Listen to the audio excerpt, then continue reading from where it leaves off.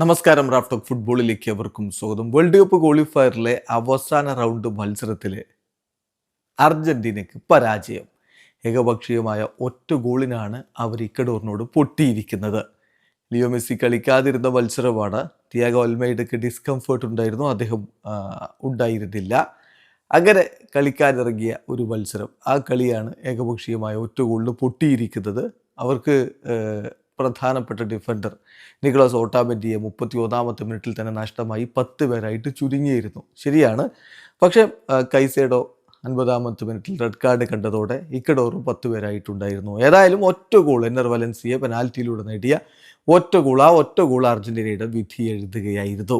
ഇക്കഡോറിൽ വെച്ച് നടന്ന മത്സരത്തിൽ അവരുടെ മുന്നേറ്റങ്ങൾ നയിച്ചുകൊണ്ട് എന്നർ വലൻസിയയും പ്ലാറ്റോയും ഒക്കെയാണ് ഒരുമിച്ചിറങ്ങിയതെങ്കിൽ അർജന്റീനയുടെ മുന്നേറ്റങ്ങൾ നയിച്ചുകൊണ്ട് ലൗട്രോ മാർട്ടിനസും നിക്കോ ഗോൺസാലസും ജിയോ സിമയോണിയും മെക്കലിസ്റ്ററും ഒക്കെയാണ് ഉണ്ടായിരുന്നത്. മത്സരത്തിൽ ആദ്യ പകുതിയിൽ അർജന്റീനയ്ക്കെതിരെ ഒരു മുന്നേറ്റം നടത്തവേ ആ താരത്തെ ഫൗൾ ചെയ്ത് വീഴ്ത്തിയതിനാണ് നിക്കോളാസ് ഓട്ടാമെൻഡിക്ക് റെഡ് കാർഡ് കിട്ടുന്നത്.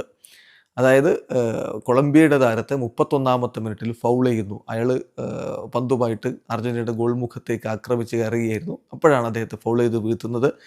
അങ്ങനെ 10 പേരായിട്ട് 31ാമത്തെ മിനിറ്റിൽ തന്നെ അർജന്റീന ചുരുങ്ങിയിരുന്നു.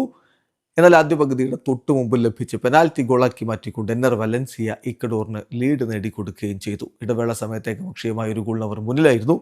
രണ്ടാം പകുതിയിൽ 50ാമത്തെ മിനിറ്റിൽ കൈസേഡോക്ക് റെഡ് കാർഡ് കിട്ടുന്നു. ഇക്കഡോറും 10 പേരായിട്ട് ചുരുങ്ങുന്നു. പക്ഷേ ആളെണ്ണത്തിൽ ഈക്വലായെങ്കിലും അർജന്റീനയ്ക്ക് ആ ഗോൾ മടക്കി ഒപ്പം പിടിക്കാൻ കഴിഞ്ഞില്ല. ഏകപക്ഷീയമായ ഒറ്റ ഗോളിൻ്റെ പരാജയം അവർ ഏറ്റുവാങ്ങിയായിരുന്നു. ഏതായാലും വേൾഡ് കപ്പ് ക്വാളിഫയറിൽ അർജന്റീനയുടെ മത്സരങ്ങളൊക്കെ അവസാനിച്ചു.